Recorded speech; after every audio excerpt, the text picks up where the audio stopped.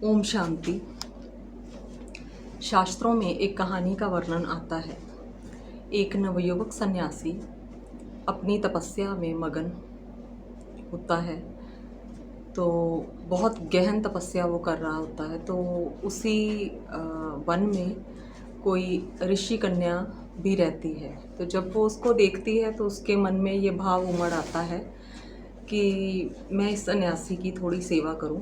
दिखने में वो करूप होती है, तो क्योंकि भक्ति भावना उसके अंदर भी होती है, तो वो सन्यासी के लिए जल ला कर रख देती है, फल ला कर रख देती है। तो जैसे कि हमेशा शास्त्रों में दिखाया है कि इंद्र का सिंहासन डोलने लगता है उस सन्यासी की तपस्या को देखकर। तो वो कुछ ऐसा जादू करता है कि एक दिन जब वो स्त्री अपना चेहरा धोती है सरोवर के जल से, तो वो बहुत ज़्यादा रूपवती हो जाती है। उसको भी ये देखकर बहुत आश्चर्य होता है। तो वो अपना ऐसे ही करती है जैसे कि सन्यासी की सेवा करती है। तो एक दिन जब वो फल रख रही होती है तो सन्यासी की आँख खुल जाती है और वो उसको देखता है और फिर से अपनी आँखें बंद कर लेता है। तो वो जो स्त्री होती है वो सोचती है कि मैंने इस सन्यासी की तपस्या भंग कर दी है। उसको बहुत पश्चाताप होता है, तो वो रातों रात उस जंगल को छोड़कर कहीं चली जाती है हमेशा के लिए। और वो सन्यासी फिर से अपनी तपस्या में मगन, बहुत गहरी तपस्या, बहुत दिन प्रतिदिन उसकी तपस्या गहन होती जाती है। धीरे धीरे वो फल भी छोड़ देता है, जल भी छोड़ देता है। तो जैसे दिखाते हैं ना कि वो मिट्टी का पर्वत सा बन गया है शरीर पर, तो ऐसे ही मतलब बहुत गहन तपस्या में वो लीन हो जाता है। तो एक दिन इंद्र उसके सामने फिर प्रकट होता है और उससे पूछता है कि तुम्हें क्या चाहिए, किस लिए तुम्हें इतनी गहन तपस्या कर रहे हो, क्या तुम्हें स्वर्ग चाहिए? तो मैं तुम्हें स्वर्ग का सिंहासन देने के लिए तैयार हूँ।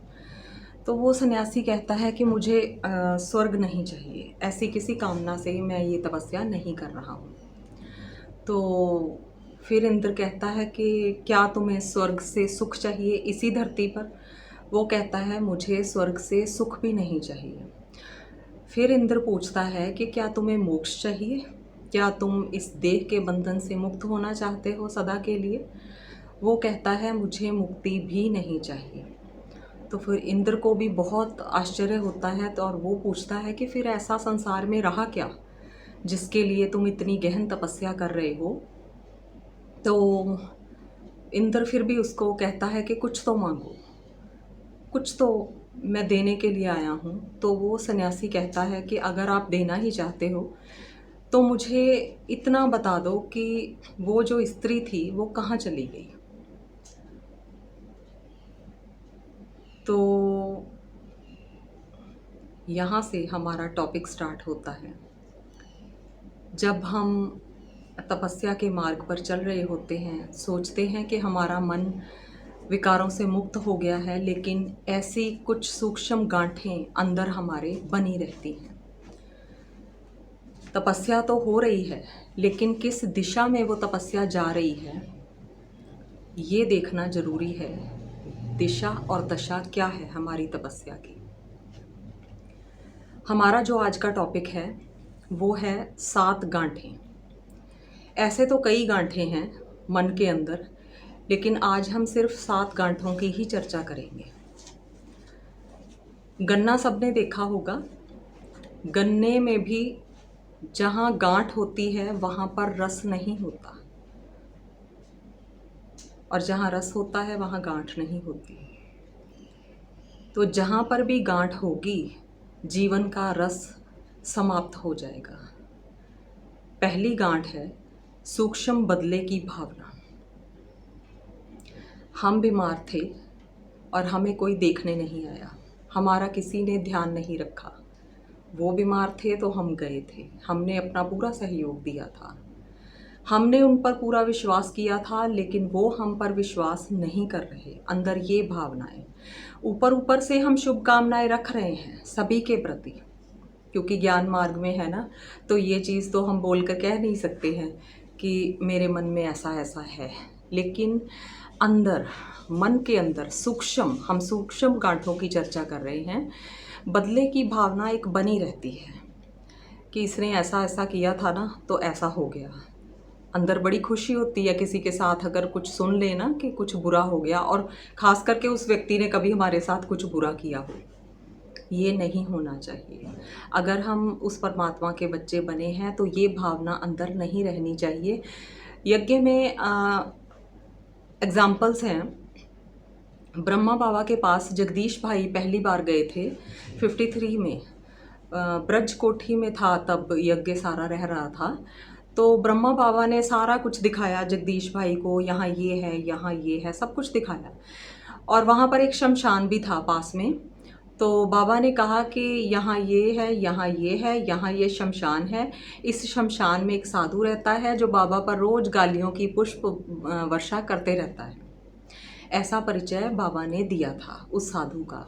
मतलब अंदर कोई भाव ही नहीं ऐसा, कोई घृणा का, गुस्से का ना। और एक और बहुत बड़ी उदाहरण है 61 में हापुड़ में हंगामा हुआ था बहुत ज़बरदस्त। तो वहाँ का जो सेंटर था वहाँ मतलब बहुत लोगों ने तोड़ फोड़ करनी स्टार्ट कर दी थी। वाटर सप्लाई में जहर मिला दिया गया था, राशन बंद कर दिया गया था, और भाई जब बाहर निकलते थे तो भाइयों के गले में सांप डाल दिया था। और ऐसे बहुत ब्रह्मा बाबा के बारे में भी बहुत गलत बातें, पर्चे छपवाए गए, मतलब बहुत ज़बरदस्त ग्लानि हुई थी। तो बहुत गलत आरोप लगाए गए थे। तो बाबा के पास यज्ञ के भाई बहनें पहुँचे और उन्होंने बाबा से कहा कि बाबा हम मानहानि का केस दर्ज करें कि ऐसा ऐसा मतलब पर्चे बांटे जा रहे हैं, छपवाई जा रही हैं चीज़ें, गलत मतलब सब कुछ लोगों को बताया जा रहा है। तो बाबा का जवाब था वो भी बाप के बच्चे हैं। मतलब अंदर कोई ऐसी भावना ही नहीं, अंदर ऐसी कोई चीज़ नहीं थी बाबा की कि किसी से बदला लेना है या किसी का हम कुछ कर सकते हैं बुरा तो होना चाहिए, नहीं, ऐसा कुछ नहीं था। जब उस परमात्मा के बच्चे बनते हैं तो सभी उसी के बच्चे नज़र आने चाहिए ना, कोई कैसा भी है। जब कोई झूठा आरोप हम पर लगता है तब अध्यात्म की परख होती है असल में, और तभी पता चलता है हम कितने पानी में हैं।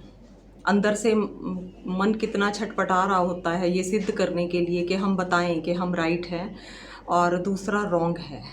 लेकिन वही वो पॉइंट होता है जहाँ से हम परख सकते हैं कि हम कहाँ स्टैंड करते हैं, कहाँ पर खड़े हैं। रामायण में भी प्रसंग आता है कि एक रात पहले राम का राज्याभिषेक होने वाला है, सब तैयारियां हो चुकी हैं और रातों रात खेल पलट जाता है। तो जब अगले दिन ये कहा जाता है राम को कि राज्याभिषेक नहीं होगा, वनवास दिया जाएगा, तो राम का बहुत सुंदर उत्तर था रामायण में। अगर उन्होंने ये कहा होता क्यों, तो महाभारत खड़ा हो गया होता ना रामायण में। लेकिन उनका जवाब था कब जाना है। अगर अपने आप को रख कर देखें, हम कल राजा बनने वाले हैं, सफलता हमारे इतने पास है, और रातों रात कुछ ऐसा हो जाए तो हमारी स्थिति क्या होगी। हम तो पहले ढूंढेंगे ना किसने किया। तो ये भावनाएं अंदर नहीं होनी चाहिए, बदले की भावना नहीं होनी चाहिए। मतलब वो नेगेटिव एनर्जी आती है, गांठ आती है जो हमें आगे बढ़ने नहीं देगी। दूसरी गांठ, सूक्ष्म ईर्ष्या। एक सूक्ष्म ईर्ष्या हमारे अंदर चलती रहती है, बनी रहती है। हमारे पास मोटरसाइकिल है मान लो, और हमारे पड़ोसियों ने या रिलेटिव्स ने कार ले ली। अब हमें प्रॉब्लम है कि हमारे पास कार नहीं है। मान लो हमने कार भी ले ली, आ गई, तो उन्होंने आगे से लेटेस्ट मॉडल वाली कार ले ली, तो हमें भी तब तक चैन नहीं आएगा जब तक ऐसी ही कार हमारे पास नहीं होती। ये भावनाएं, घृणा, ईर्ष्या, नफरत, दूसरा आगे बढ़ रहा है तो क्यों बढ़ रहा है। सूरज भाई जी बहुत अच्छी एक एग्जाम्पल देते हैं कि अगर किसी की सफलता से हमें ईर्ष्या हो रही है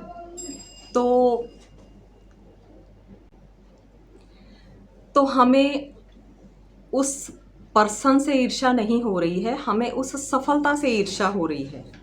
तो सफलता हमसे दूर जाएगी। तो ये भावना हमारे अंदर नहीं होनी चाहिए। ईर्ष्या की भावना, घृणा, द्वेष, ये नहीं होना चाहिए। तो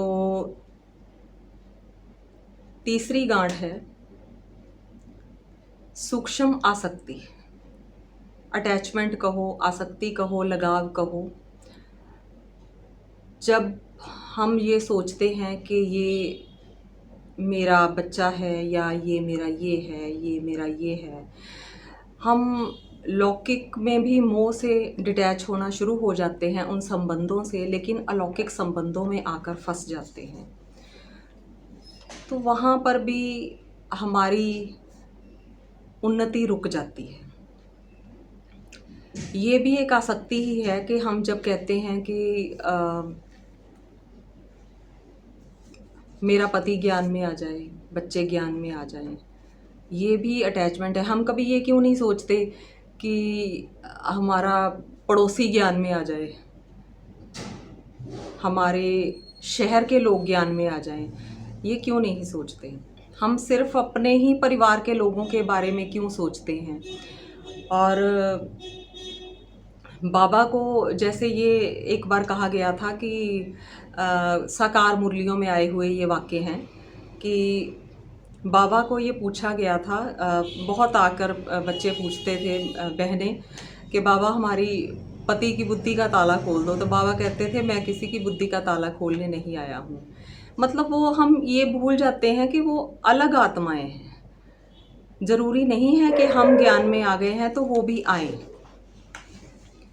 क्योंकि वो अपना हिसाब किताब लेकर आई हैं। अगर उन्होंने आना होगा तो वो खुद आएंगी। तो हम उन पर ज़बरदस्ती नहीं कर सकते हैं, ना ही करनी चाहिए। ये भी मोह का ही एक रूप है। और अगर हमने मोह को ख़त्म करना हो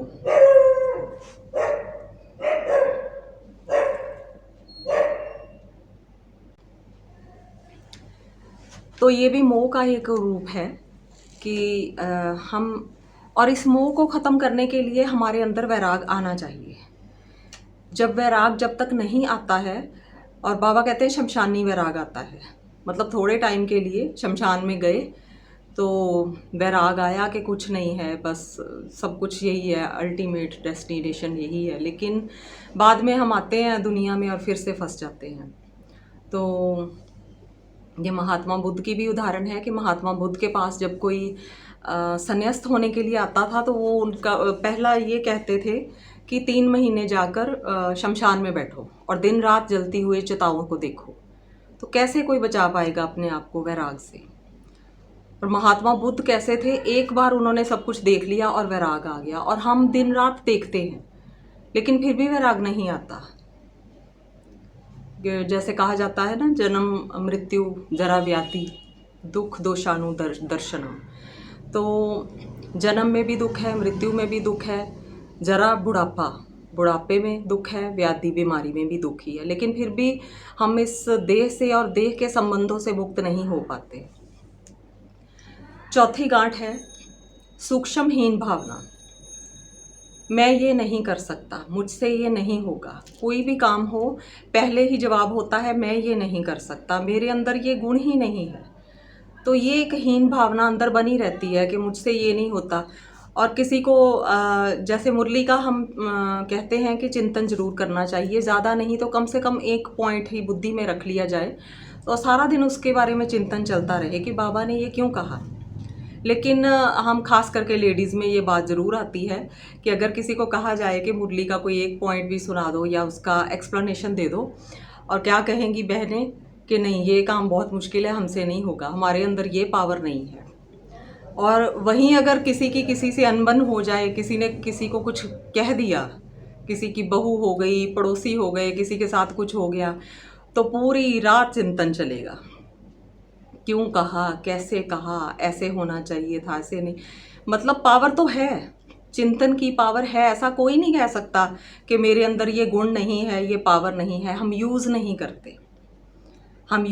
करते, हम दूसरी डायरेक्शन में यूज़ कर रहे हैं। दिशा कौन सी है? हमारे अंदर गुण तो हैं, जब बाबा के बच्चे बने हैं तो उसने गुण भरे हैं, हर एक में भरे हैं, लेकिन दिशा कौन सी है?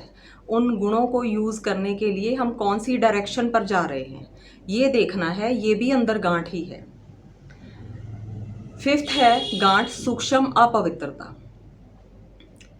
पवित्रता बहुत ऊंचा शब्द है और ब्रह्मचर्य उसकी आधारशिला है, बेस है उसका। ब्रह्मचर्य के बिना पवित्रता हो नहीं सकती।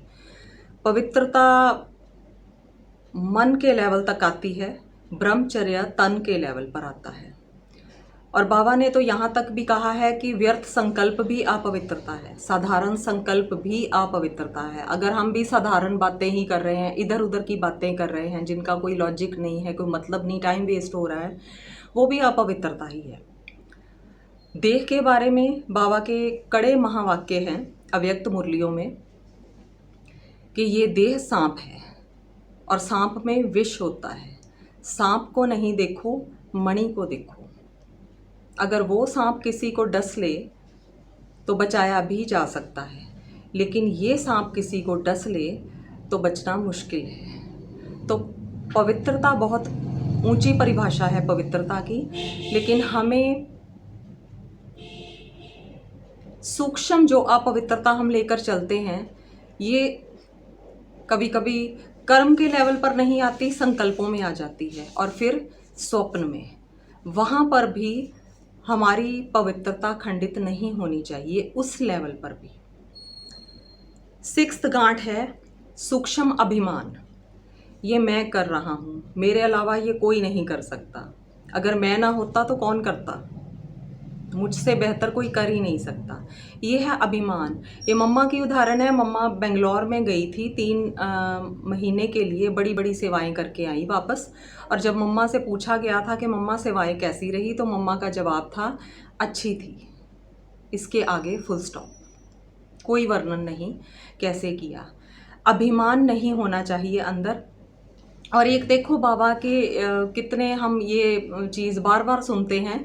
बाबा ने बार बार कहा है, बच्चे निराकारी, निर्विकारी, निरहंकारी भव।